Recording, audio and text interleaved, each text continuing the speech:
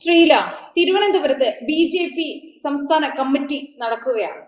അപ്പോൾ ഈ ഉപതെരഞ്ഞെടുപ്പിന് ശേഷം ബി.ജെ.പിയിൽ വളരെയധികം അഭിപ്രായ വ്യത്യാസങ്ങളും പടലപ്പിണക്കങ്ങളും എല്ലാം പ്രകടമായി തന്നെ ദൃശ്യമാകുന്നുണ്ടായിരുന്നു.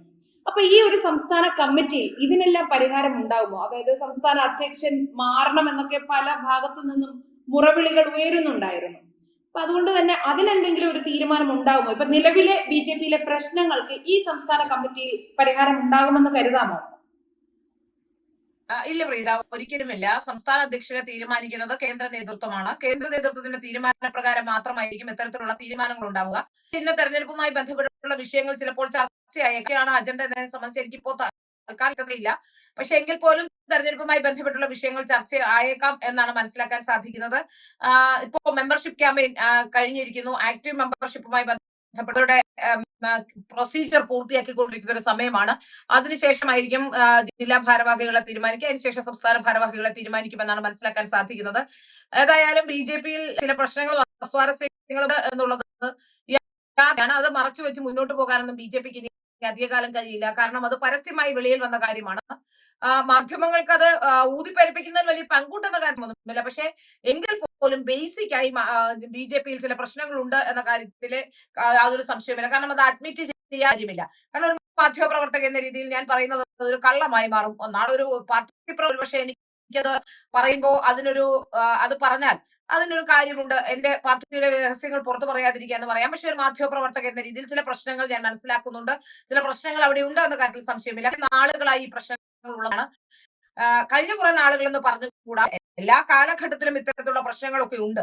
ആ പ്രശ്നങ്ങളൊന്നും പുറത്തു വന്നിരുന്നില്ല. എന്നാൽ ഇത് അതിന്റെ അങ്ങേയറ്റത്ത് എത്തിയിരിക്കുന്നു ഇപ്പോൾ നമുക്ക് മനസ്സിലാക്കാൻ തോന്നുന്ന ഒരു കാര്യം. ഞാൻ കുറച്ചു കാലങ്ങളായി കെ സുരേന്ദ്രൻ, അതിനുശേഷം അതിനു മുമ്പ് വി മുരളീധരൻ, അങ്ങനെ നിരവധി സംസ്ഥാന പ്രസിഡന്റുമാർ, അതുപോലെ ശ്രീധരൻപിള്ള അടക്കമുള്ള സംസ്ഥാന പ്രസിഡന്റുമാർ വന്നിട്ടുണ്ട്. ബി.ജെ.പിയുടെ ഒരു പ്രത്യേകത എന്ന് പറഞ്ഞാൽ ഒരു പ്രസിഡൻഷ്യൽ പാർട്ടിയാണ്. സംസ്ഥാന പ്രസിഡന്റിലേക്ക് എല്ലാ അധികാരങ്ങളും നിക്ഷിപ്തമാകുന്ന ഒരു പാർട്ടിയാണ്.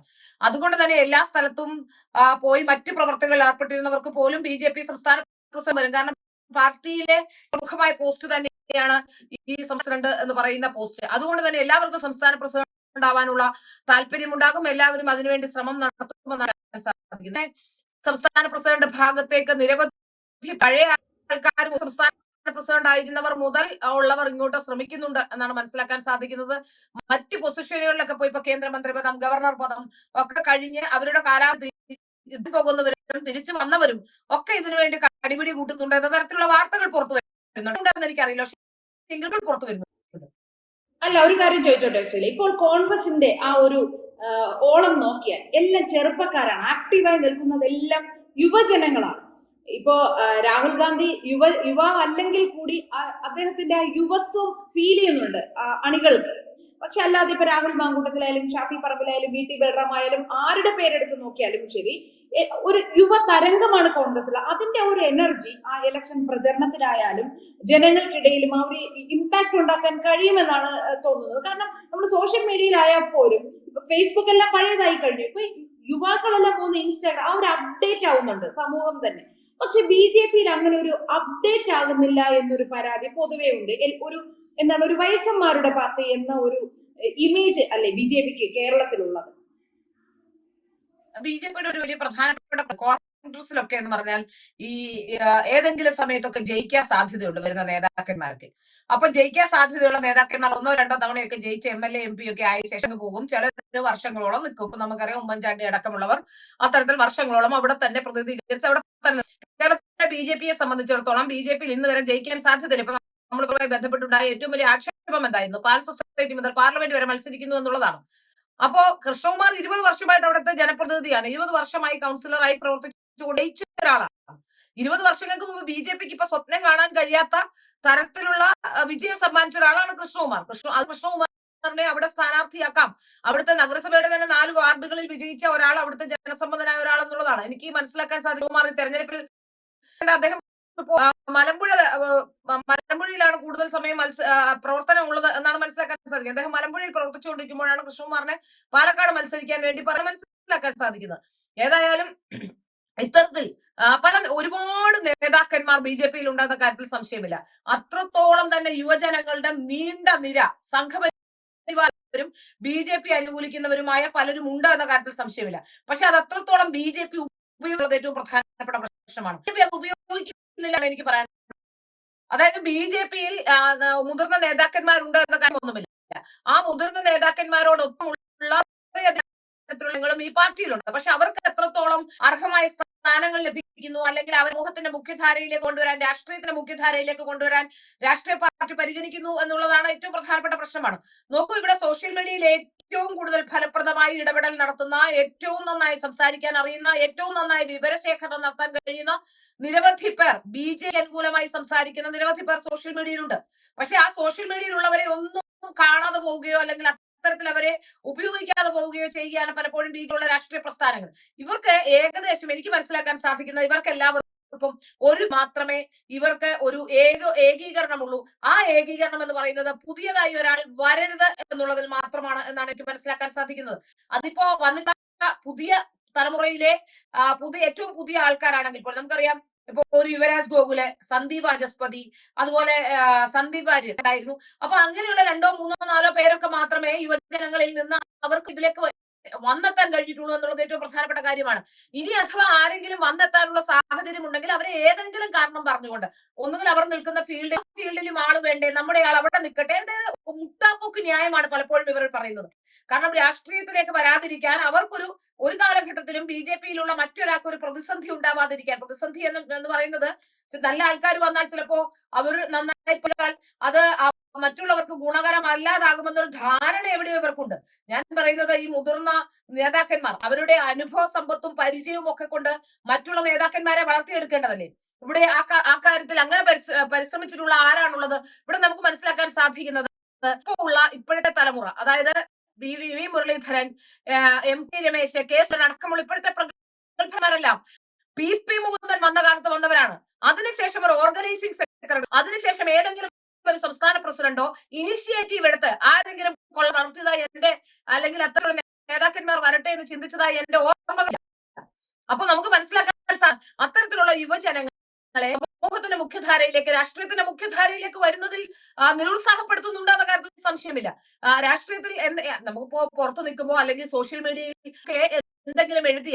എന്തെങ്കിലും ഒന്ന് എഴുതിയാൽ ആ സമയത്ത് എന്തെങ്കിലും വിമർശനാത്മകമായി എന്തെങ്കിലും, അപ്പൊ പാർട്ടിയിൽ ഉണ്ടാവുന്ന ആളായിരിക്കില്ല ഒരു പക്ഷേ എഴുതുന്നത്. അവരെ കൂടി പാർട്ടിയുടെ ചുമതലയിലേക്ക് കൊണ്ടുവന്ന് അവരെ കൂട്ടിച്ചേർത്ത് നിർത്തി അവരെ നടത്തിച്ച് അവരെ പുതിയ തലമുറയെ വളർത്തിയെടുക്കേണ്ടതിന് പകരം ഒറ്റ അവർ സോഷ്യൽ മീഡിയയിൽ അങ്ങനെ എഴുതി, അതുകൊണ്ട് പാർട്ടി പ്രവർത്തനം നടന്നില്ല എന്നുള്ളതാണ് ഇത് കണ്ടെത്തൽ. നമ്മൾ ആലോചിച്ച് നോക്കൂ, ശരിയാണ് പ്രീത പറഞ്ഞത്. ഞാനും ഇപ്പോഴാണ് ആലോചിക്കുന്നത്, കേരളത്തിലെ കോൺഗ്രസിനുള്ളിൽ രൂപപ്പെട്ടിരിക്കുന്ന യുവത്വം ആലോചിച്ച് വർക്കി അടക്കമുള്ളവർ ആരാണ് ഇതിൽ വ്യത്യാസമുള്ളത്? നല്ല ഒരു യുവനിര, അതായത് പ്രാപ്തമായ ഒരു യുവനിര കോൺഗ്രസിൽ വളർന്നു വരുന്നുണ്ട്.